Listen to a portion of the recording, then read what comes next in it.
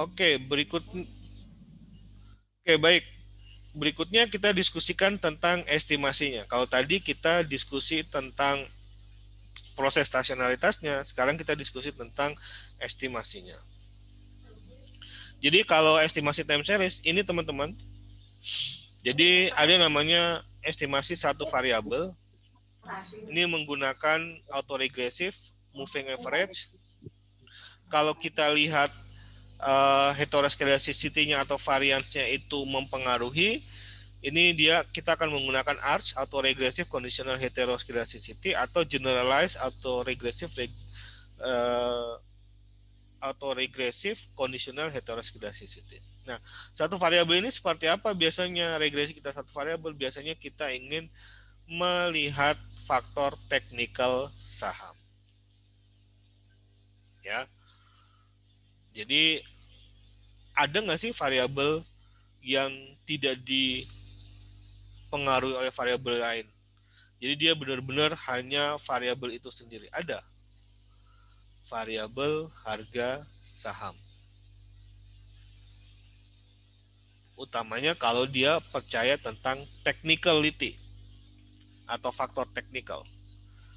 Nah, ketika kita bicara multivariate, artinya kita bicara tentang multivariabel. Jadi regresi kita tidak hanya X atau Y aja, regresi kita minimal mengandung dua variabel. Ini yang disebut dengan multivariate. Nah, fokus kita akan langsung masuk ke multivariate-nya. Nah, salah satu contoh multivariate itu adalah ARDL atau Autoregressive Distribution Lag Model. Ini.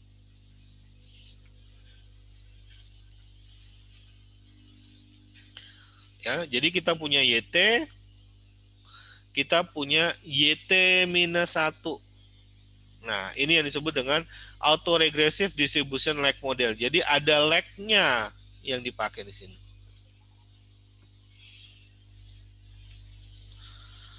Ya, karena autoagresif Y dipengaruhi oleh nilai Y sebelumnya atau T-1.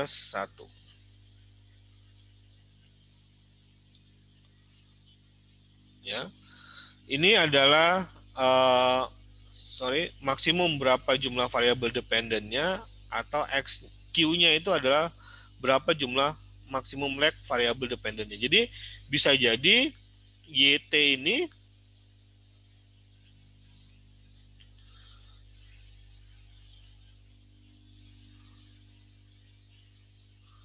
ya XT, tapi juga ada XT-1 dan ini YT-1. Nah, kalau dia berapa XT-1-nya inilah yang disebut dengan jumlah variabel independennya. Berapa YT-1 ini adalah variabel dependennya. Jadi kalau ARDL berapa P dan berapa Q, itu mencerminkan P-nya adalah berapa maksimum variabel dependen, Q-nya adalah berapa maksimum variabel independen. Nah, ini adalah dipengaruhi oleh variabel lag-nya. Jadi ini menarik karena mengakomodasi rentang pola dinamis dari model. Jadi seberapa variabel variabel yang lain mempengaruhi variabel kita.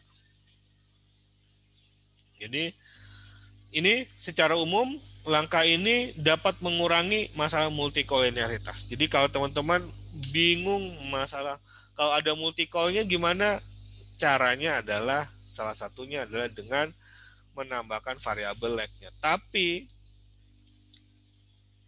ini bukan berarti uh, cara jadi setiap ada variabel lag kita T-1 atau kita cari distribution lag-nya.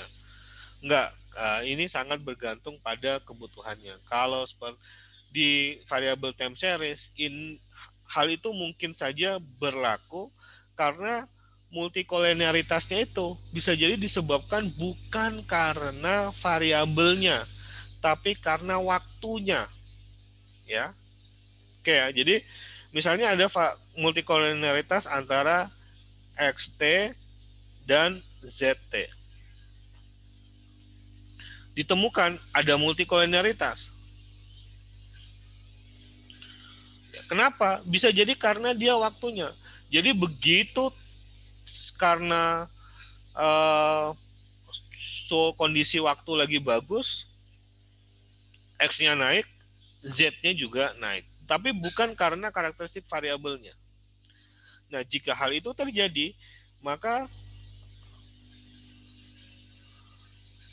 multikolonialitas bisa diatasi dengan kita tambahkan lag-nya. Karena kita ingin mengurangi dampak waktunya atau memisahkan dampak waktunya.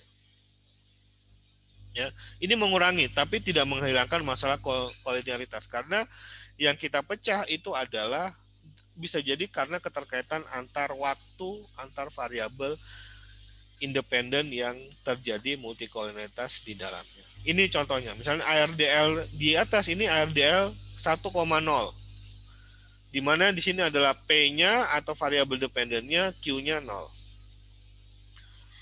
Kira-kira seperti ini, kita mulai investigasi model dinamisnya secara implisit. Modelnya grafis, gambarannya seperti ini.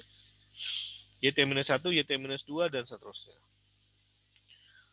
Ya, ini adalah hubungannya, kenaikan X akan punya hubungan dalam jangka pendek.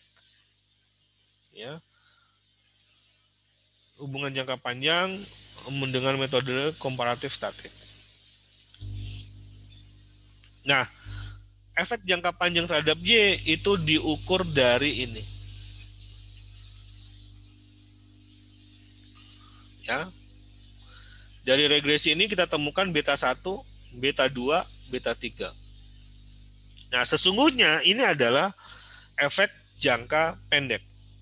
Kita bisa menghitung efek jangka panjangnya karena dalam jangka panjang Y-nya itu sama. Karena itu kita geser ke sini nih. Y-nya jadi 1 minus beta 3 Y. Sebelumnya terjadi karena Y dikurangi beta 3 Y. Ya.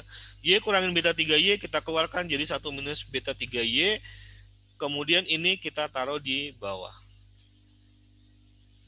Nah, efek jangka panjangnya itu adalah ini dan adalah ini.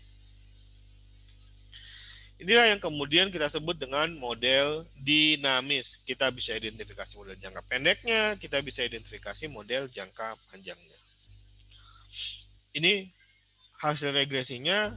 Apa yang kita harapkan? Kita harapkan beta 3-nya sama dengan stasionaritasnya, model stasionaritasnya. Kita harapkan dia stasioner, menjadi faktor yang menstasionerkan variabel Y. Nah, cara lainnya itu kita lakukan dengan teknik seperti ini. Ya, kita substitusi persamaan 1. Ya. YT-nya ya, kita substitusikan ke sini, jadilah seperti ini. Beta 3 bobot semakin menurun.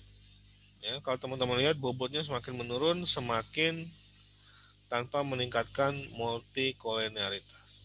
Ini yang disebut dengan Coik-Lag distribution. Bobot lag makin lama makin berkurang. Nah, gimana efek jangka panjang X terhadap Y itu, tapi dia tetap identifikasinya tetap di beta 2-nya saja. Efek jangka pendek sama dengan efek jangka panjang. Itu kalau Coik model. Jadi kita ARDL, kita belajar Coik. Nah, sekarang kita belajar namanya partial adjustment model. Ya.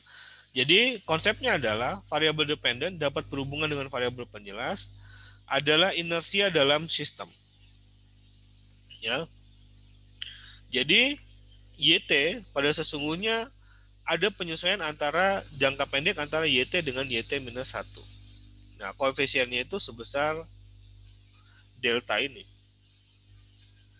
Delta itu adalah speed of adjustment dalam kondisi jangka panjang ke jangka pendek. Nah, kalau kemudian kita pisahkan, ini kondisi ideal, kondisi jangka panjang, ini adalah kondisi jangka pendeknya. Jadi ini adalah selisih. Jadi delta dalam kondisi jangka panjang dan ini adalah delta dalam kondisi jangka pendek, tentunya ada speed of adjustment-nya. Inilah yang kemudian kita buka satu persatu. Ya, kita lihat ada delta YT, ada 1 minus delta YT minus 1. Nah, kalau kemudian kita buka dari model ini, maka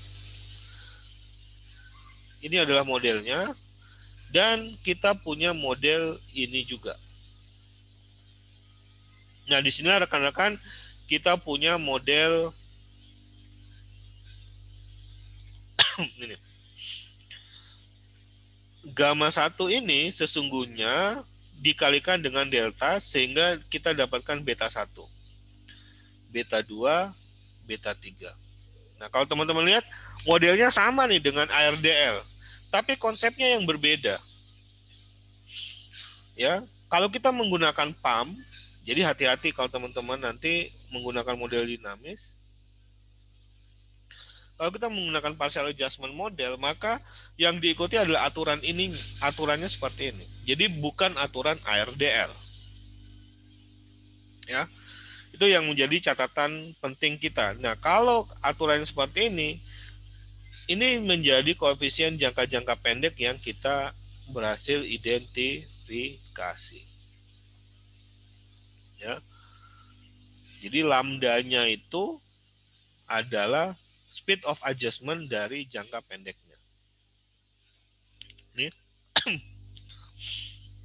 Jadi efek jangka panjangnya gimana? Dievaluasi dari Y dan X-nya.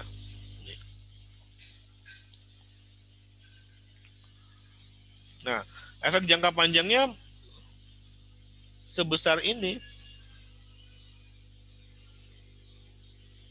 Ya, beda ya dengan beta 2 tadi.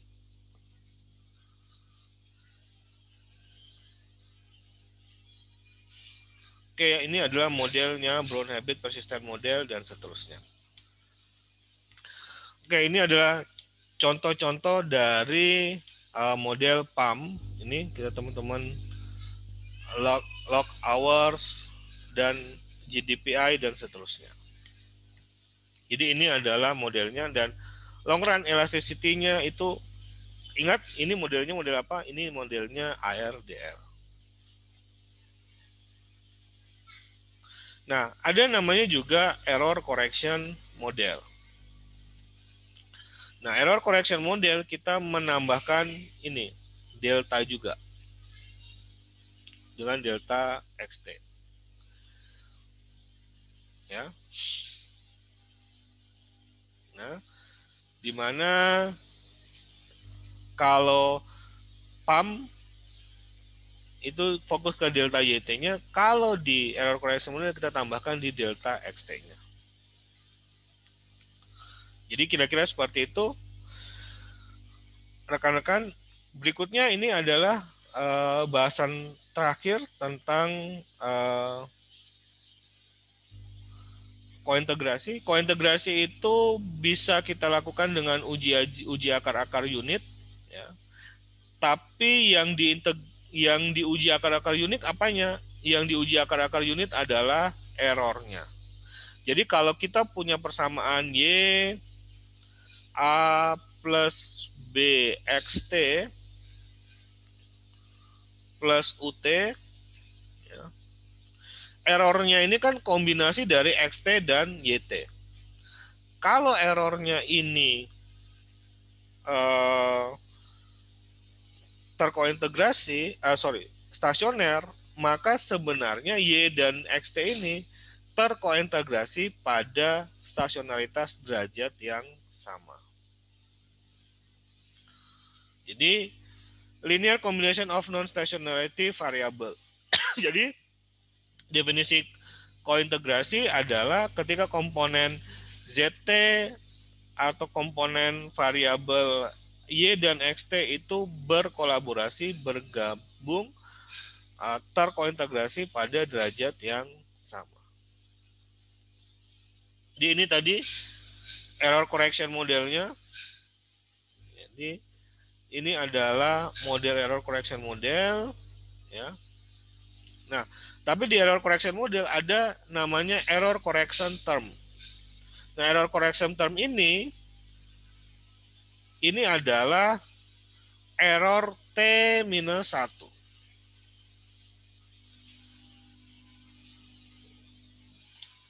Oke. Oke, teman-teman, kira-kira seperti itu. Ini yang terakhir kita bahas tentang VAR. Jadi overview ringkas ini tentang VAR. VAR itu adalah perluasan regresi satu unit variabel ke dimana kalau sebelumnya kita regresi time series-nya hanya satu variabel atau dua variabel, nah kita di VAR merupakan regresi dengan multi equation. Jadi konsepnya seperti ini. Ini adalah contoh model VAR. Jadi teman-teman persamaannya dua ya.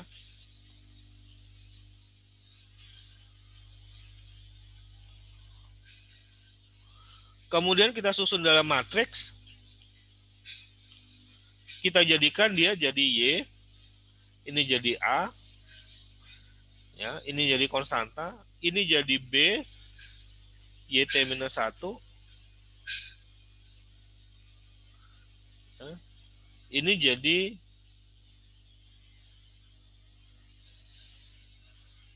YT-2.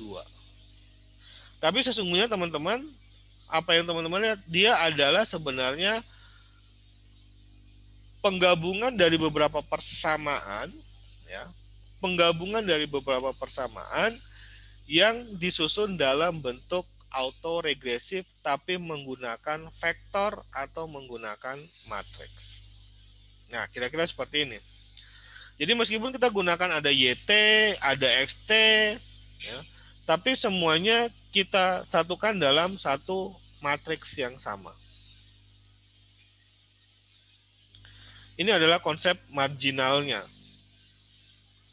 Ya, substitusi persamaan kedua menjadi seperti ini, rekan-rekan. Oke. Ini adalah persamaan akhirnya. Kita mengganti T plus 1, ya.